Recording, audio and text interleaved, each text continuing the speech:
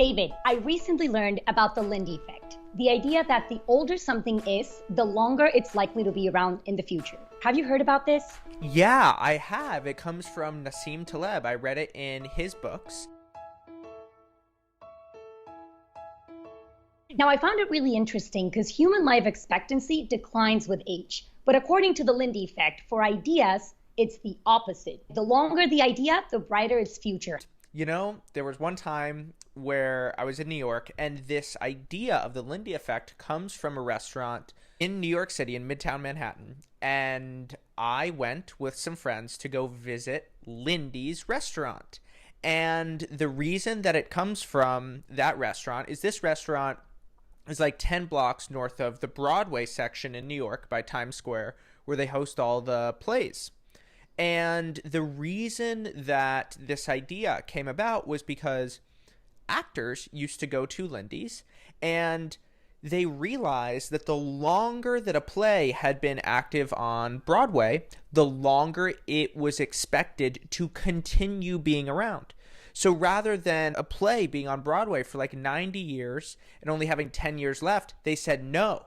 Because it's been on for 90 years, then the chance that it's going to be on for another 90 years is actually higher than a new play that just got released. And that's why you see plays like The Lion King, which I saw when I was a kid, that continue to stick around. But the Lindy Effect isn't always correct. And I've been thinking a lot about this because, at least when it comes to education, sometimes the world changes. And that's exactly what's happened. Right now, everyone has a smartphone. And now with the 4 billion people who have had access to the internet, and many of those people with smartphones, all of them connected to other humans, that is a serious way that the world has changed. And when the world changes, it does sometimes invalidate the Lindy Effect. But here's where I think it's good. Our instinct is to do things that are geared toward the future. So we're always reading and exploring and wanting to know and research the last new thing. But we also need to make sure that the content and the approaches or the methods that we're betting on or that we're exploring are still relevant both today and at some well-defined point in the past. So as it turns out, a lot of the things that you and I talk about and our beliefs about education come from ideas that have actually been around for many, many, many years. Ideas that could be considered Lindy. And today we're going to be covering 5 of them. The first one is learning by doing and mimicking, the Socratic method, teaching as entertainment, micro schools with mixed age groups, and the teacher's role in the learning process. So according to the Lindy Effect, the fact that these ideas have been around for so many years is a good predictor that they will continue to be around for years to come. But before we start, David, what is your show and tell item for today? So I brought a book, and I brought this book because for 2 reasons. The first one is that it is the book about Edward Snowden. It's called Permanent Record. And I saw it on bookshelves for the first time probably 5 years ago. And I try really hard not to read new books because actually my book club is called the Lindy Literary Society. And the reason that we call it that is because we let time be the judge of quality, and we only read books that are Lindy. So we've been reading a lot of old books. That's basically all we do. We read books that were usually written between like 1910 and 1990. But this book is a little bit newer than that, and I let time and a bunch of friends recommend it to me before I decided to read it. But also, we're going to be talking about the Socratic method. And I just moved to this house and I'm living with 5 friends. And one is super into privacy and security. And so we decided that we would all read the book together. And we are going to, in a very Socratic way, work through the ideas here. So we're going to read the book and then learn through conversation, which is one of the things that Socrates recommended in his philosophy of education. What did you bring? Amazing. David, I also brought a book. I brought a book called The One World Schoolhouse by Salman Khan, who is the founder of the Khan Academy. Khan Academy. Yep, Khan Academy. And very much like you, the reason why I brought this for show and tell for the Lindy Effect is because one of the things we're going to be talking about are micro schools. And micro schools are actually like the updated version of the one-room schoolhouses, which were around since the 18th century. So we're going to be talking about this. I love this book, and he covers how we should go back to this idea of teaching in this micro school, one-room schoolhouse model. So I'll leave it there so that we can talk about it later, but that's my show and tell for today. And this actually transitions to this idea that, as we mentioned earlier in this talk, a way to go forward is to return to certain old models or methods or approaches that have been around for a long time, but that maybe have been cast aside in the name of progress, which is what we tend to see in education. So the first one being learning by doing. And we always talk about how kids learn best when they're actively engaged, when they're exploring, when they're creating and experimenting and trying things out, rather than when they're sitting passively in a room, just listening to a lecture and trying to memorize facts. And this idea of learning by doing actually dates back to the pre-literate hunter-gatherer societies. So that was 2 million years ago, where parents taught their kids the basic survival skills, just like animals do, by practicing them themselves. And whenever they could, they would insert an element of play into the process. This was mainly the way that people learned back then. But then as human language developed, societies start to grow more complex and more specialized. And suddenly a need to teach more specific skills and knowledge that went beyond the abilities of parents to teach them by themselves. So this gave rise to the apprentice system, which dates back to the Middle Ages. And it was actually the first time in history that the main responsibility of education was shifted from the parents to an outsider. So the idea that we know today that the masters are the ones who taught and ruled the teacher, and that the students are the one who submitted and learned, was very common back then. But the manner of learning was not the passive absorption that we see today in conventional classrooms. Apprenticeships back then were based on active learning and learning by doing, and the kid would observe someone that they admired or that was very talented in a skill specifically and mimicked all the techniques and strategies of the master. So if you think about it, today's like doctoral programs are really apprenticeships, where you have like the PhD candidate or a junior researcher learning alongside a professor. Same with medical residency programs, where they're really apprenticeships, or, teaching programs like the ones that I did. I was really doing an apprenticeship program for a long time. So although this idea of learning by doing and apprenticeships have been mostly cast aside by conventional schools, we still see them in Montessori approaches, or, as we're going to talk in a moment, some MBA schools. And I believe that it's coming back. And if you think about it, are ideas that are so old and that still make sense and still work. So I am betting on kids probably starting to go back to learning by doing, and also maybe even joining apprenticeship programs or trade schools or boot camps, where they're going to pick maybe a specialization or something that they want to really learn about from someone that they really admire, and then gain skills on that from an earlier age. That's one of my predictions based on this Lindy idea. Thoughts?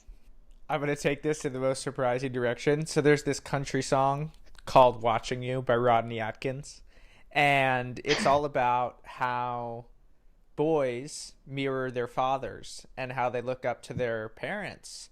And so this is the chorus. He said, I've been watching you, Dad, ain't that cool? I'm your buckaroo, I want to be like you and eat all my food and grow as tall as you are. And I think that line, as poorly as I sang it, is just a beautiful illustration and of how people just copy others. And even the root of ape, which is what humans are, shares the root with the word imitate. And humans are imitative creatures. That's the best way that we learn. And, it's funny, I've been living with my family for the past many months until recently. And one of the things that they always said was, you couldn't pay attention in class, but you were so good at just copying other people and sort of mirroring them. And I used to mirror people's baseball stances and their swings and golf swings too, and imitations. And I think that that's a lot of the way that we learn. We copy other people directly, and then we figure out what is it that we like about copying them? What is it that we don't like? And then through that, by actually trying on other personalities, we then discover who we are. This is why a high schooler in America will start off at like buying clothes at Hot Topic and then go to Abercrombie and Fitch and then go to Vineyard Vines. And like if you pulled a collection of a kid's wardrobe, it's all over the place. And what we're doing is we're imitating celebrities and different models and different friends that we have. And so much of what we learn about who we are and about the world just comes from looking at others and just saying, hey, I kind of like that person. I want to be more like that. Because in school, it's pretty stigmatized. Like copying or imitating is considered something wrong. They try to tell you, don't do that. But at the same time, that's what students are doing. They're mimicking the teacher. But whenever you try to grab somebody's work and then try to replicate it and add your own, then that's considered something wrong. And recently I've been listening and hearing different people talk and realize that that's one of the best ways to learn, right? By mimicking and by, like you said, finding someone that you admire that does something really well, then trying it out, following that person's steps, but then injecting your own personality and finding your way along the way. So we talked about the hunter-gatherers and learning by doing. Then we transitioned into apprenticeships, which was basically getting those hard skills and learning so that you could actually do a job or specific things. And then around the 5th and 4th century BC came the model of the classical Greek academy, based on this idea that men actually desire knowledge, so not just practical skills. And this idea of learning just for the sake of learning, not necessarily to work at something. And we start to see the rise of schools of the school of Socrates. Did I say it correctly? Yes. Good. Who believe that people seek and gain deeper understanding of concepts through thoughtful dialogue rather than memorizing information that has been provided to them, something that we talk about a lot, right? And he came up with the Socratic method. And this method involved not conveying knowledge, but rather asking questions and questions until students arrived to their own understanding or answers about the world. So it was, for the first time, a two-way method of communication, and it was active learning. And I want you to talk about this in a moment. Socrates wanted to make sure that his students were involved at all times. And that's why he continued asking questions rather than just giving a lecture. He said that just giving lectures doesn't engage the audience, which, again, another timeless idea that we often reference to. And I know that you had some thoughts about this active way of learning. Yeah, there's a quote that I like from Mortimer Adler, and he says, "A lecture has been described as the process whereby the notes of the teacher become the notes of the student without passing through the mind of either." And it's really powerful because, if you talk to college students about how they write their papers, my sister said straight up, you got a better grade if you just parroted what the teacher said. And so I took a class at Columbia, and that's what everyone did, including me when I got in this school environment. You just write down what the teacher says word for word, and then you basically just sort of regurgitate that back to the teacher. And there is an idea from Plato's Symposium that I think hits at a lot of the ways that we do learning wrong. We have this idea that people are like computers, where if you just give people information, like I have a friend who uses this term, like you download information from somebody, but like that's just not how learning works. You can't just download someone's ideas. And this is one of the things that once you get into marketing that you really begin to learn, because you see empirical proof of this. People need to see an idea over and over and over again before they really understand that idea and before they're willing to buy a product. How many Coca-Cola advertisements have you seen in your life? Each one actually builds the brand recognition, and knowledge isn't binary. It's not like you don't know something and then you know something. Like there's an element of truth in that.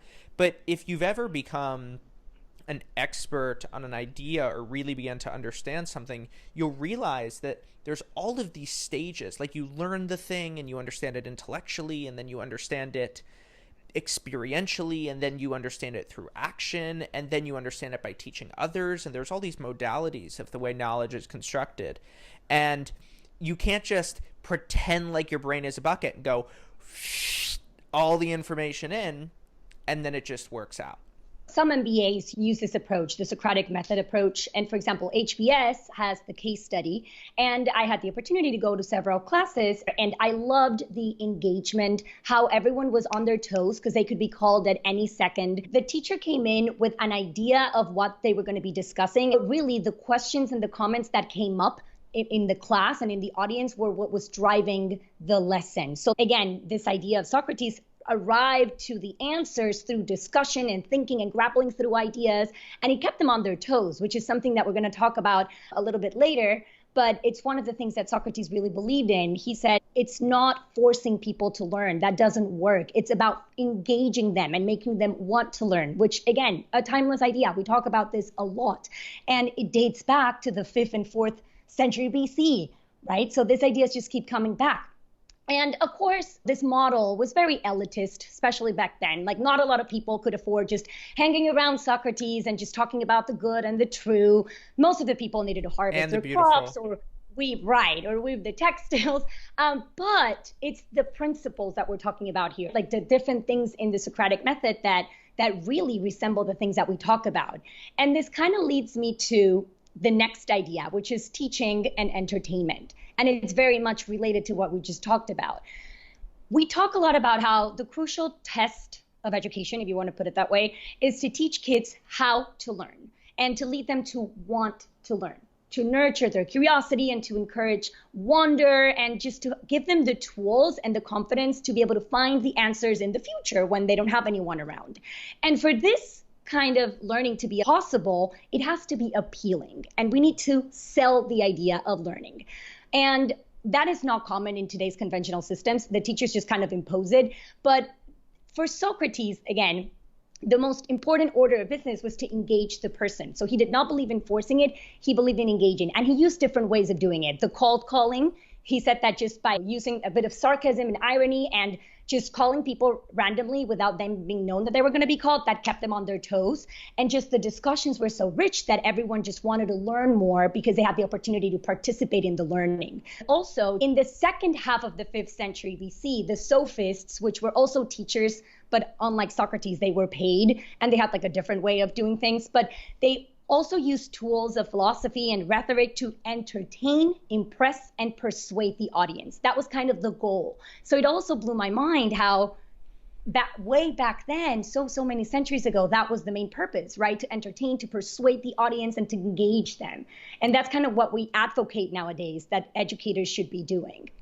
I was reminded of what I could say now are two different models of education, and you could call them the Socratic method of entertainment and persuading people to enroll in what's being discussed. And enrollment isn't just signing up for something, it's bringing your heart as well as your body to an experience.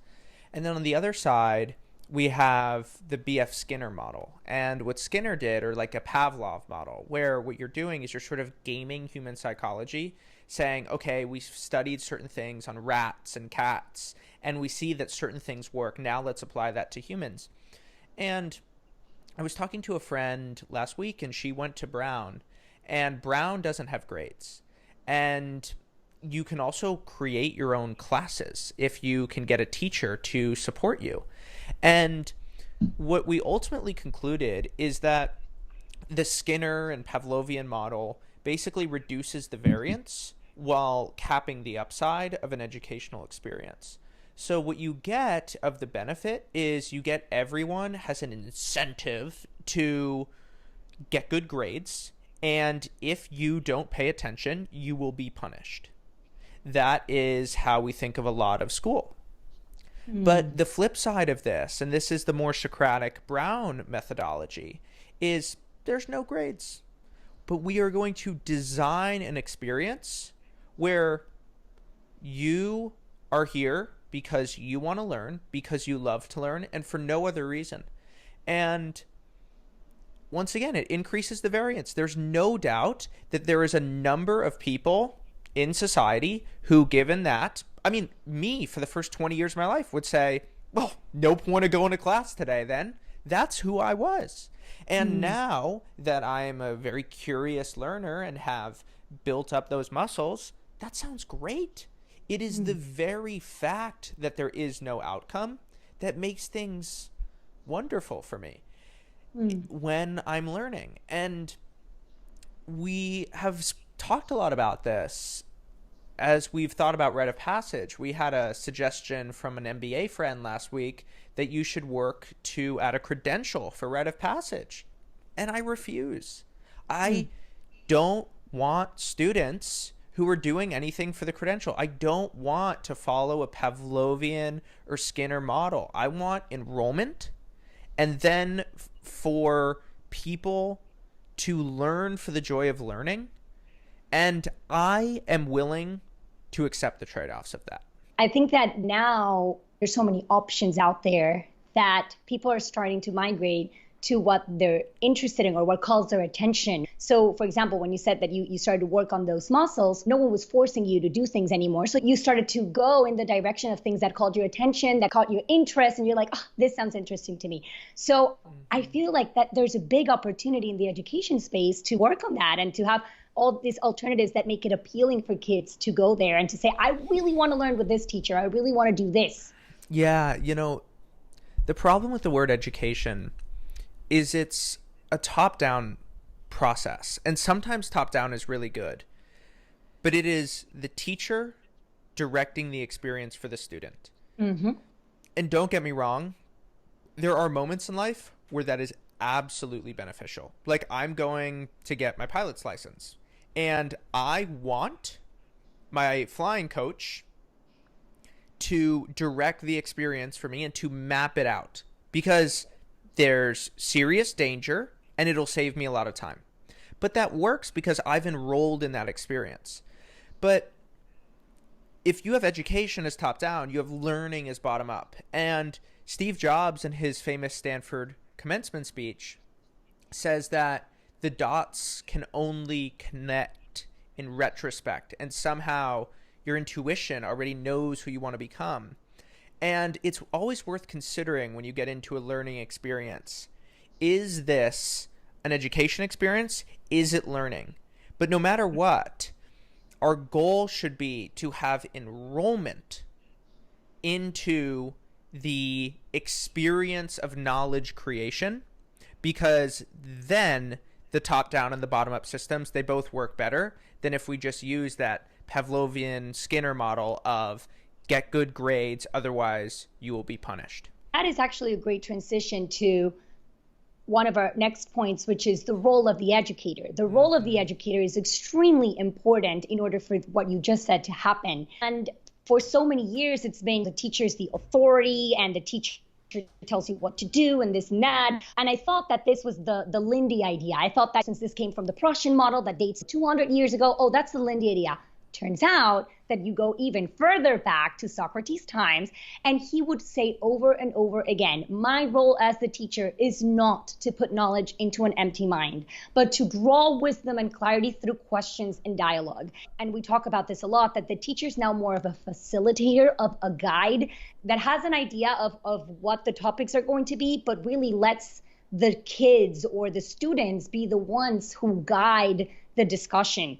And it's a more student-centered approach. And I also love how he talked that he was not the teacher. He was also a student at many, many times. And the students were the teachers. So it's a back and forth process. So it's this Lindy idea that the teacher is not the fountain of wisdom, but just a facilitator that provides the tools and the engagement and the opportunities for learning to happen. And this is something that we're seeing more and more in alternative approaches and in more progressive education, like Montessori schools and Reggio Emilia schools and Waldorf schools, where you really see the kids doing most of the teaching and learning, and the teacher's just kind of there in the background to guide those questions and pose those questions.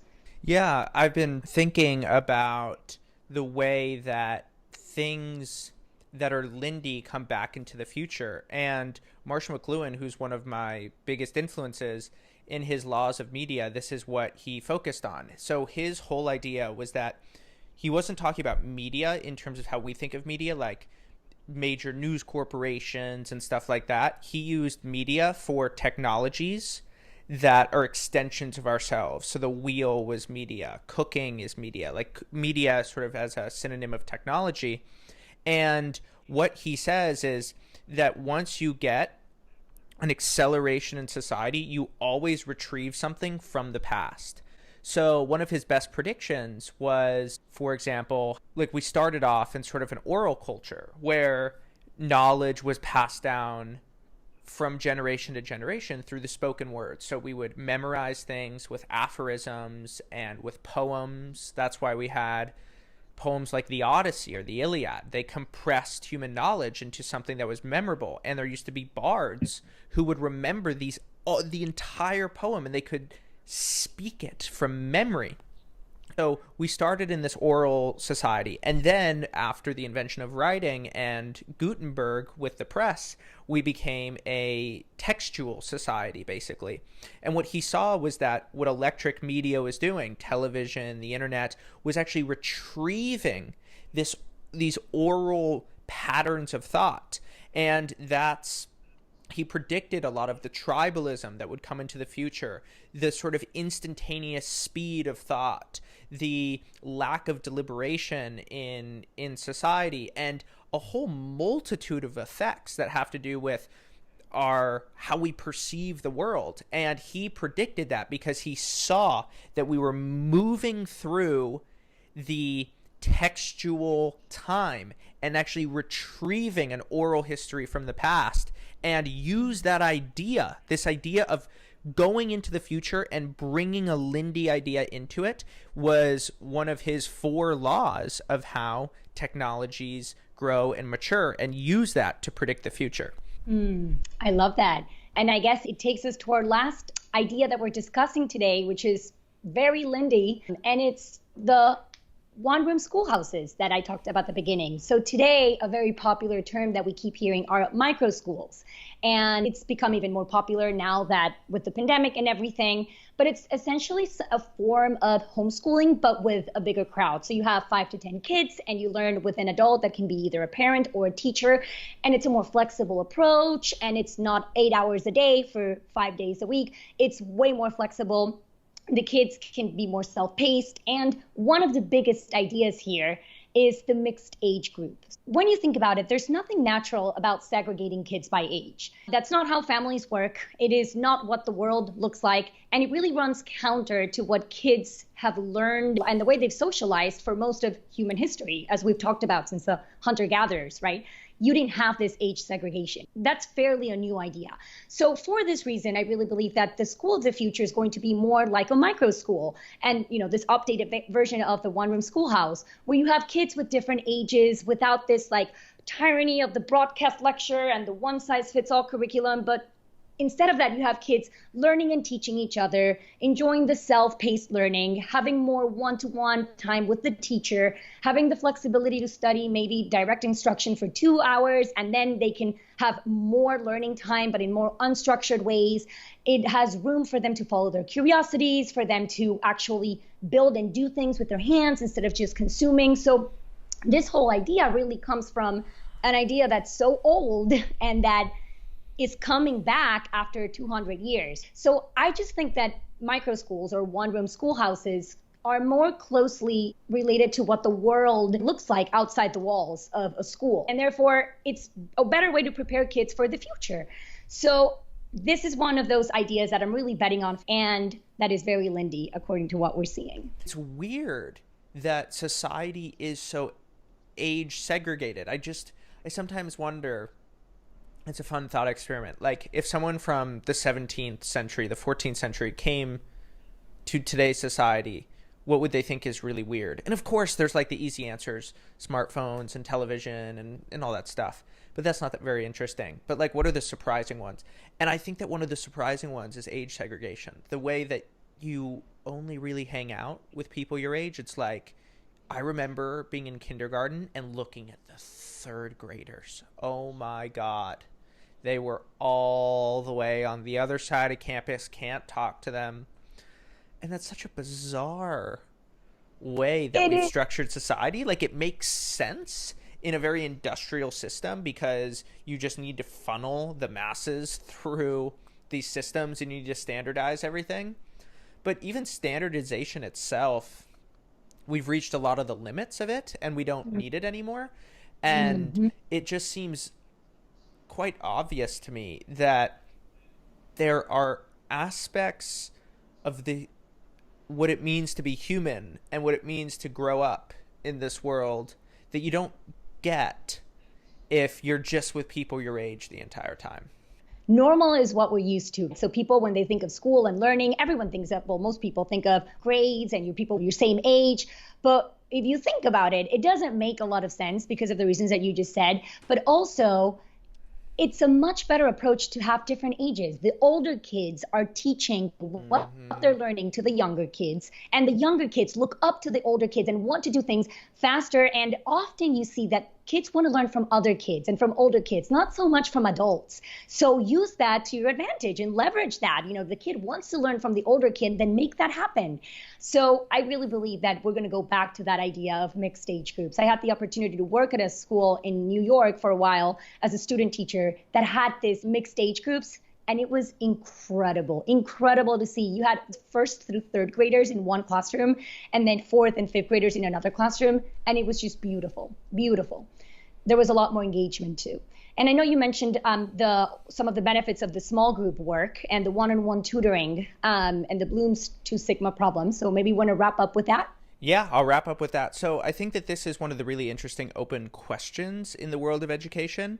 And this is the efficacy of one-on-one tutoring. So basically, there is a style of tutoring called mastery improvement.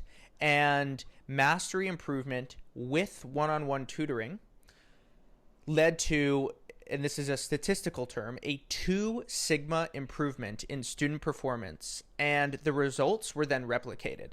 And so if you take this idea seriously, you have to say, wait, that means that we are so far away from the optimal way of teaching, first of all.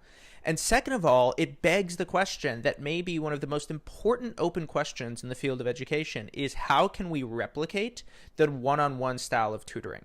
What is it about tutoring that then leads to these outcomes? Is it the enrollment? Is it the fast feedback and ability to ask questions? I don't know. These are open questions that we as a field need to be thinking about and have top of mind so that we can scale the one-on-one tutoring and bring these results to a much wider set of people. So if I were to summarize everything that we talked about today, we started off with learning by doing and mimicking. And Anna talked about hunter-gatherers, apprenticeships, vocational schools. Then we moved on to the Socratic method.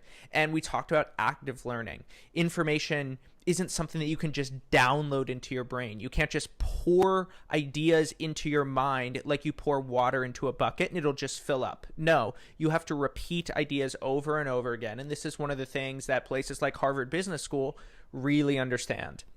Then we spoke about how the sophists incorporated entertainment and persuasion into their communication style and how we should be finding the synthesis between teaching and entertainment rather than seeing them as total opposites so that we can get enrollment.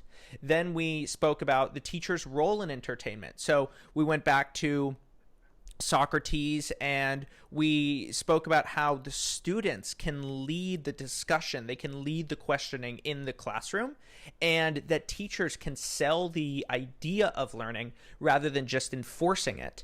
And finally, we ended with micro schools inspired by Salcon in the one-room schoolhouse, where throughout human history and in adolescence, kids have been with people of other age ranges, and now we only learn with people who are our same age.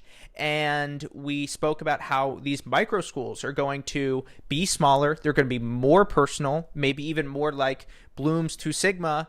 Tutoring have that benefit.